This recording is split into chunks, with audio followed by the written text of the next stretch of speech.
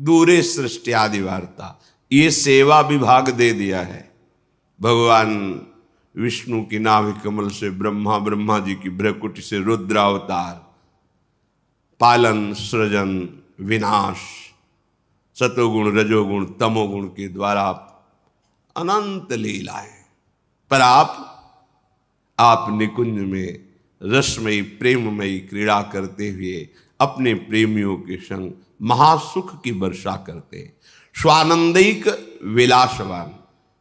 तो जो इनके चरणों का आश्रय ले लेता है उसे अन्य किसी के आश्रय की जरूरत नहीं पड़ती, क्योंकि जितनी शक्तियां हैं, जितनी सिद्धियां हैं, सब इन्हीं के चरणों से प्रकाशित हैं।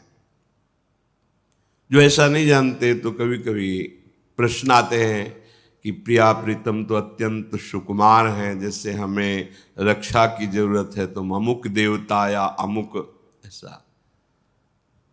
जब मूल में जल चढ़ा दिया तो डाल में, पत्ते में, पुष्प में, सब में पहुंच गया।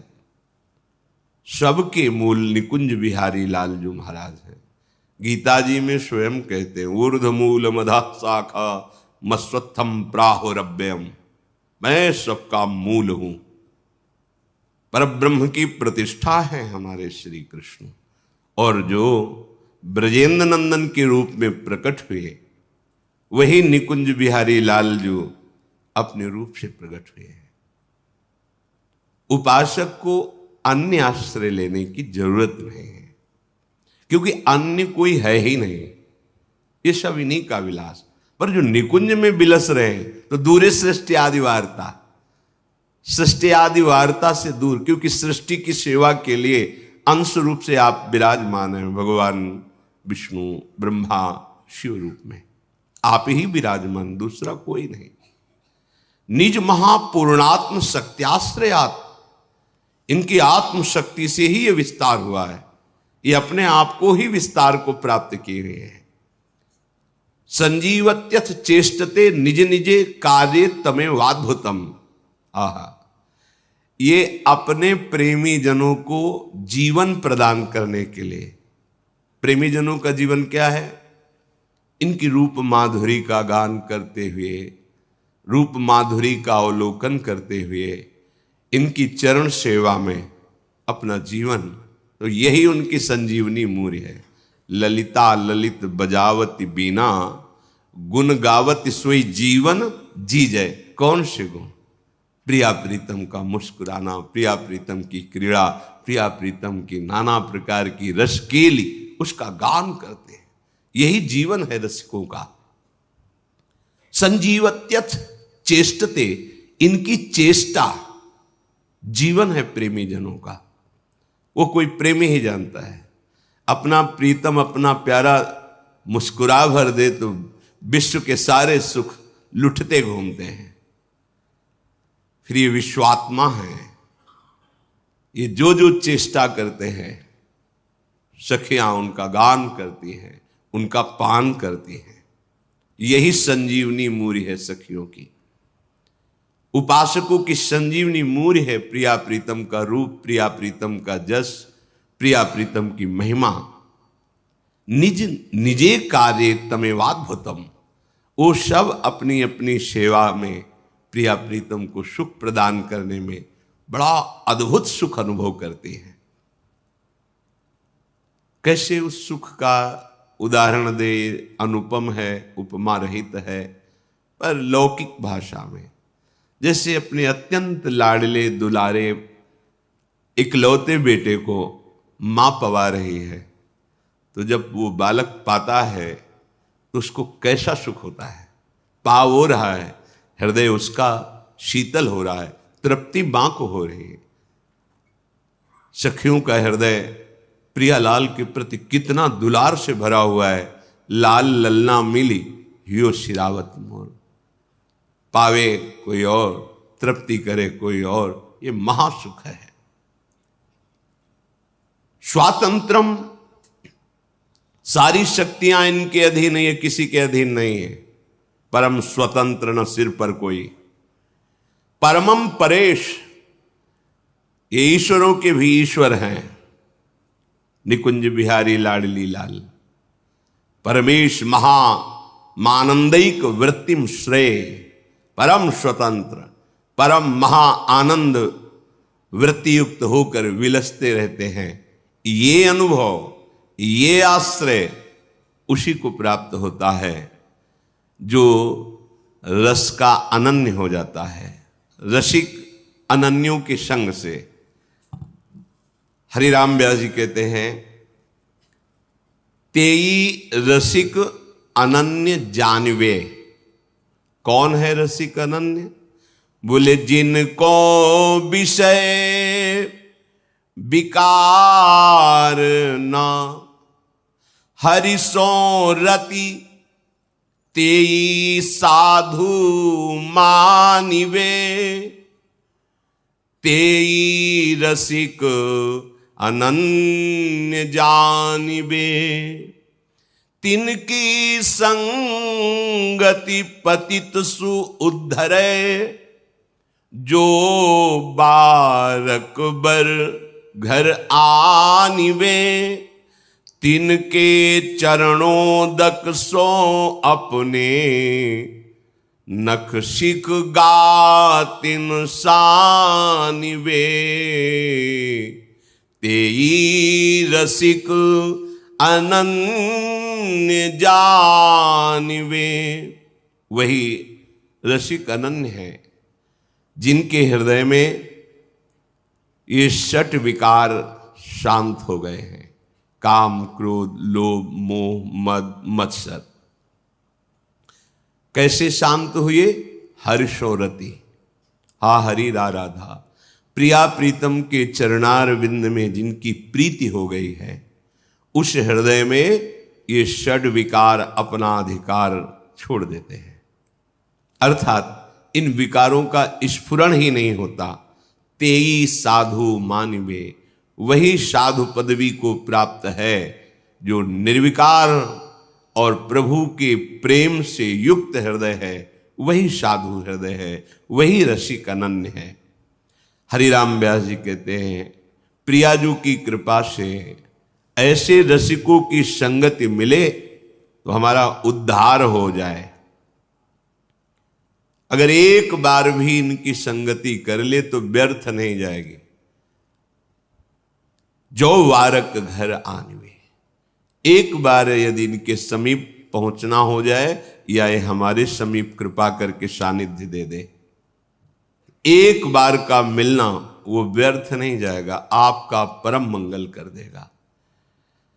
अगर कहीं ऐसे भगवत प्रेमी महात्मा का चरणोदक मिल जाए और रोज पीने को मिले और अपने सर पे धारण करने को मिले, नखशिख गातिन शानवे, निश्चित निश्चित बहुत जल्दी परिवर्तन होता है। भगवत बुद्धि से इनका चरणोदक उतारा जाए और पान किया जाए और माथे पे रखा जाए, सर पे रखा जाए, एक बूंद दो बूंद से, वो आपके जीवन का परिवर्तन कर देगा। रघुगण जी से जड़ भरत जी कहते हैं, गृहस्थ की उपासना, शास्त्रों का स्वाध्याय, तीर्थयाटन, व्रत या अग्नि चंद्र सूर्य की उपासना आदि से ये जो हम तुम्हें तत्वबोध की उपदेश कर रहे हैं, ये नहीं होता। ये होता है महापुरुषों की चरण रज का अभिषेक करने से। रघु गणै तत्तपसा न याति न चेज्जया, न निरूपणात् गृहाद्वा न छंदसा, नैव जलाग्नि सूर्यो बिना महत्पाद रजोभिषेकम। हरिराम व्यास जी कहते, तिनके चरणोदक सो अपने, नख सिख गातन शानवे। यदि कहीं ऐसे प्रेमी महाभागवतों का चरणोदक मिल जाए पीने को और माथे पे धारण करने को, तो ये जो विकार हैं इनसे लड़ने की सामर्थ्य आ जाए, ये परास्त हो जाएंगे विकार।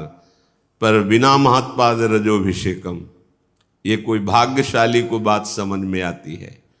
और फिर कहीं कृपा हो जाए और उनको प्रसाद पवाने का सौभाग्य मिल जाए, सुंदर सुंदर भोग प्रियालाल को पवा के और उनको प्रसाद पवाने का सौभाग्य, और कहीं वो पा चुके हैं उनके पत्तल से जूठे किनके उठाकर और वो हमें पाने का सौभाग्य मिल जाए, फिर क्या कहना है।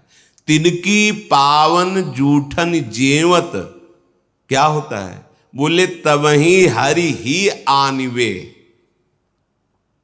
जब रसिक महापुरुषों का उच्छिष्ट जाता है तो वो उच्छिष्ट इतना हृदय को पावन करता है।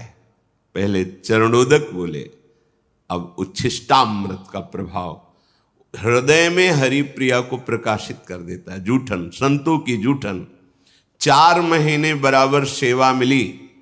नारद जी अपने चरित्र को पूर्व के श्री कृष्ण द्वैपायन भगवान व्यास देव जी से वर्णन करते हैं कि मैं बालक था और मुझे सेवा मिली चातुर्मास्य में संतों की। तो छोटी अवस्था होने के कारण हमें बर्तन मांजने की सेवा मिलती। तो जो जूठन संतों की पात्रों में लगी होती वो छुटा के और उसे पाता और बैठकर उनकी बातें सुनता।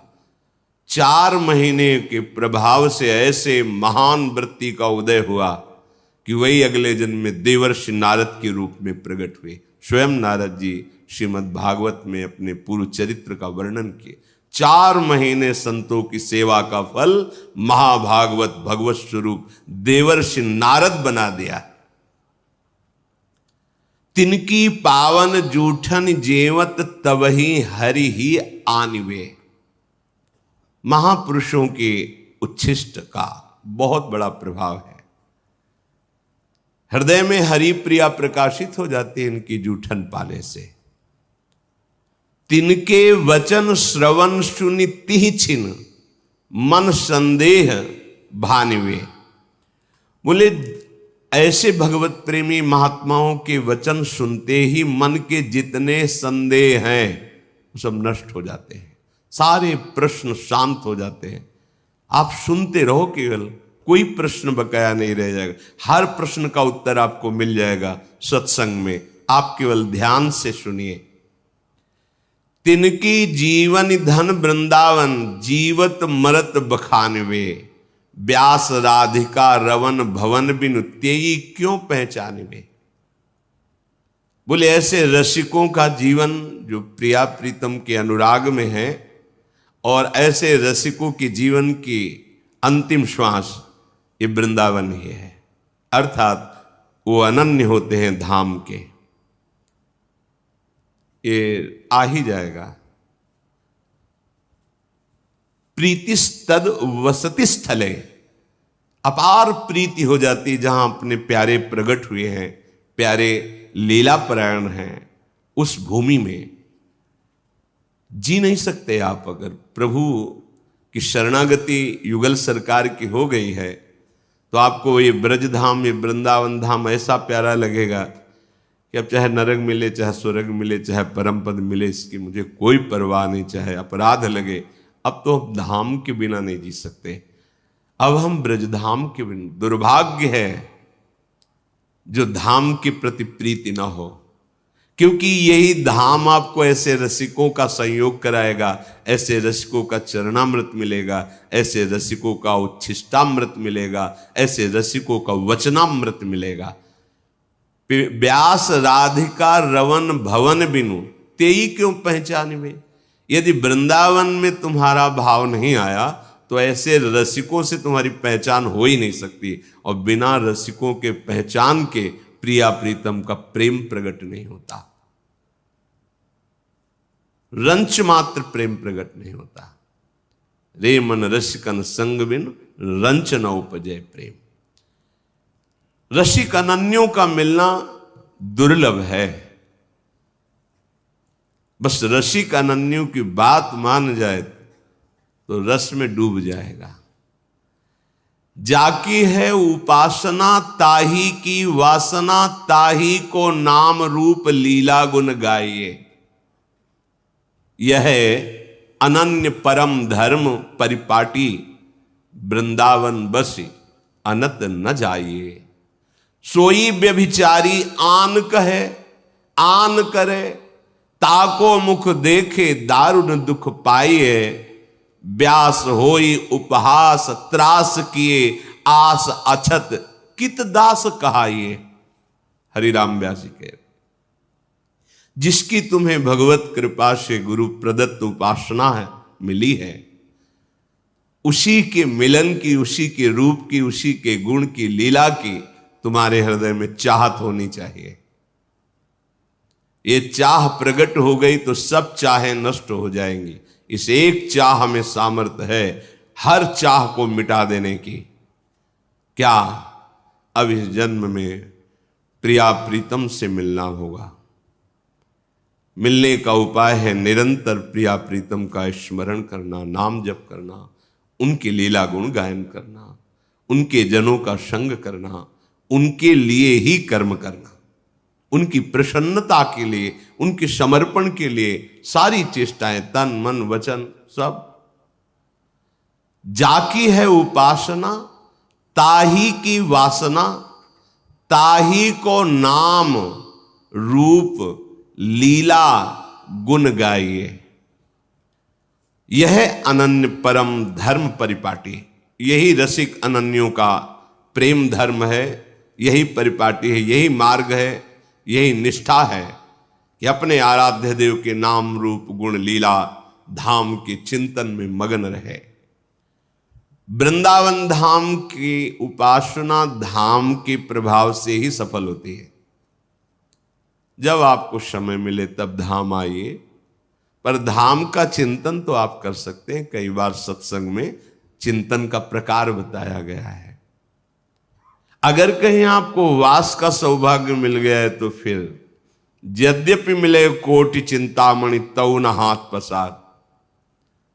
बड़ा दुख होता है जिस उपासक को अखंड वृंदावन धाम का संयोग बन जाता है, फिर किसी विषय इंद्रियजन्य भोगों के लिए धाम का त्याग करके, और भोगों में तब लगता है बड़ी प्रबल माया है प्रभु की, जो प्रभु के घर से घसीट ले जाती है। कब? जब कपट करोगे, छल करोगे, छुपाव करोगे, मनमानी आचरण करोगे तो घर से ले जाएगी। ये घर है, घर से खींच के ले गई, आजीवन के लिए ले गए। भाव नहीं बन सकता कभी। अब बहुत सावधान। वृंदावन बसी अनंत न जाइए। अनंत जन्मों की बिगड़ी केवल वृंदावन सुधार देगा। तुम्हारी साधना में त्रुटि हो तो भी वो तुम्हें अपने प्रभाव से परम पद प्रदान करेगा। वृंदावने प्रभाव सुन अपनो ही गुण देत। सोई व्यभिचारी, वो व्यभिचारी है, बोलता कुछ और है, करता कुछ और है। ताको मुख देखे दारुण दुख पाइए। ऐसे लोगों का संभाषण, दर्शन, मिलन बड़ा दुख प्रदान करने वाला होता है। बहुत कपट होता है, बातें कुछ करते हैं, आचरण में कुछ होता है, चिंतन कुछ होता है। नहीं नहीं, ऐसा नहीं। जाकी है उपासना ताही की वासना, ताको ही नाम रूप लीला गुण गाए। सोई व्यभिचारी आन कहे आन करे, ताको मुख देखे दारुण दुख पाइए। ऐसों का संग नहीं करना। बोलता कुछ और है, करता कुछ और है, सोचता कुछ और है। हरिराम व्यास जी कह रहे वही व्यभिचारी है। व्यास होई उपहास। अगर ऐसों का संग करोगे या ऐसे लक्षण धारण करोगे तो तुम्हारा उपहास होगा, और वो उपहास तुम्हारे हृदय को जलाएगा, क्योंकि स्थिति तो है नहीं। तो त्रास किए, वो बड़ा तुम्हें दुख देगा, बार बार जन्म मरण संकट में फंसाएगा। अगर तुम्हें किसी अन्य व्यक्ति से भोगों से सुख की आशा है तो तुमने सुख सिंधु को जाना ही नहीं। तुम सुख सिंधु के उपासक ही नहीं हो।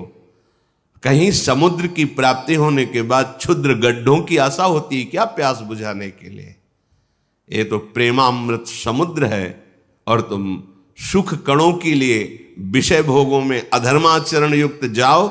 इसका मतलब है कि अभी आप बातें केवल परमानंद की करते हैं, परमानंद का भी मार्ग ही नहीं मिला आपको। अनुभूति तो बात दूर की रही। अगर तुम्हारे हृदय में भोगों की आशा है तो तुम कैसे प्रिया प्रीतम के दास हो?